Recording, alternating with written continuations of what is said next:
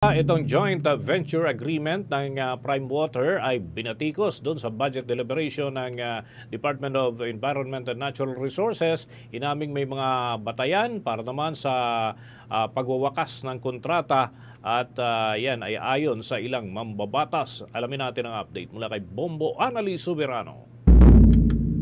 Binatikos sa budget deliberation ng Department of Environment and Natural Resources sa Kamara ang mga kasunduang joint venture agreement ng Prime Water Infrastructure Corporation kasama ang mga local water district. Dahil sa dumaraming reklamo ng maruming tubig, hindi maasahang supply at mataas na singil sa mga lugar na sakop ng kanilang serbisyo. Hinimay ni ACT Teachers Party List Representative Antonio Tino ang budget sponsor ng Department of Environment and Natural Resources sa plenaryo na si Palawan 2nd District Representative Jose Alvarez tungkol sa ulat ng Local Water Utilities Administration o LUA hinggil sa performance ng Prime Water. Inamin ni Alvarez na kinukumpirma nga ng ulat ang mga problemang ito at sinabi niyang hindi natupad ng Prime Water ang pangakong maghatid ng mas magandang serbisyo. Dagdag pa niya, pinalala ng matagal ng kahinaan ng mga local water district ang pagkadismaya ng publiko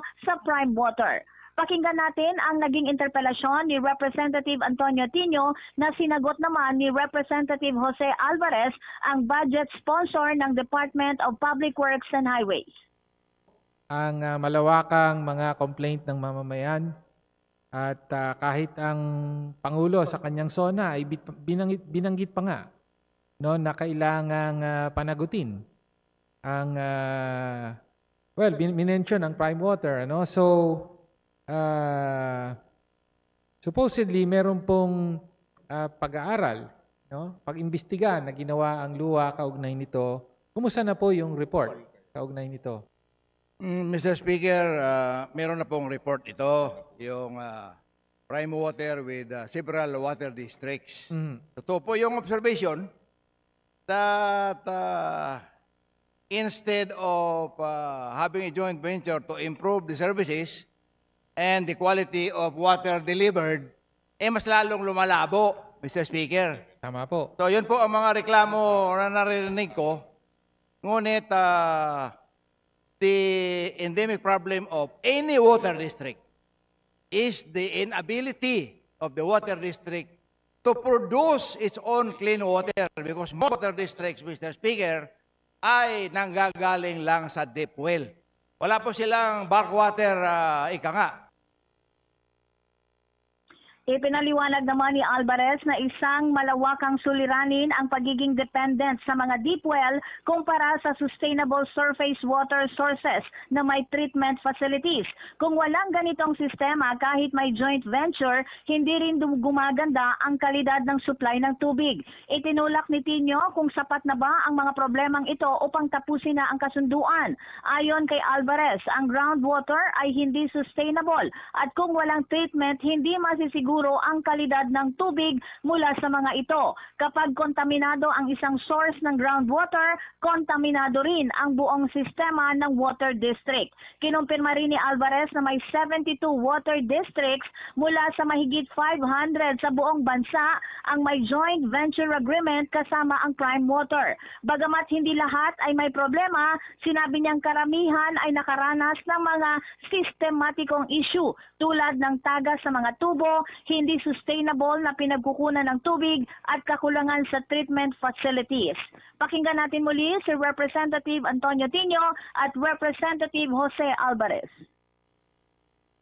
Mula sa malinaw na grounds na bulok na serbisyo at kawalan ng accountability ng Prime Water, hindi pa po ba ito sapat na dahilan para i-terminate na sa kagyat ang joint venture agreement sa pagitan ng Prime Water at local water district sa bansa? May Mr. sapat na Speaker, batayan na po ba?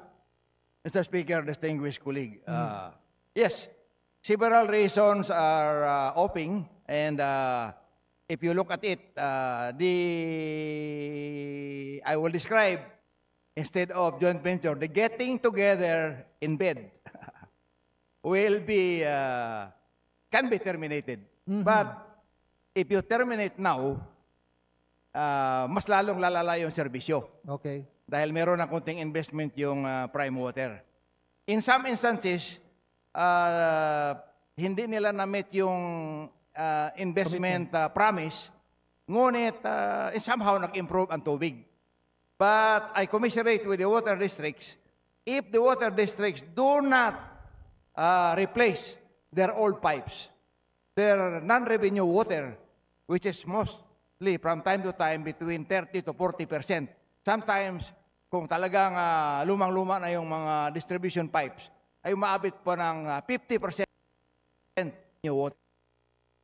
Aminado naman si Alvarez, bagamat may ilang batayan para sa pagwawakas o pag-terminate ng kontrata sa Prime Water, walang kapangyarihan ang Local Water Utilities Administration o LUA upang basta-basta na lang i-terminate ang kontrata. Giit ni Alvarez, walang kapangyarihan ang Local Water Utilities Administration para i-revoke ang kontrata. Gayunpaman, binanggit niya na may ilang limitadong hakbang na maaring gawin ang Local Water Utilities Administration, gaya ng pansamantalang pagpapalit ng concession managers upang mapabuti ang serbisyo. Ipinunto rin ni Tino ang mas malawak na usapin ng privatization ng mga batayang serbisyo, partikular ang karapatan ng bawat Pilipino sa malinis na tubig. Sang-ayon naman si Representative Alvarez sa pangangailangang protektahan ang karapatan sa malinis na tubig bilang batayang karapatang pantao. Ngunit binigyang diin niya na karamihan sa mga water district ay mahina sa pananalapi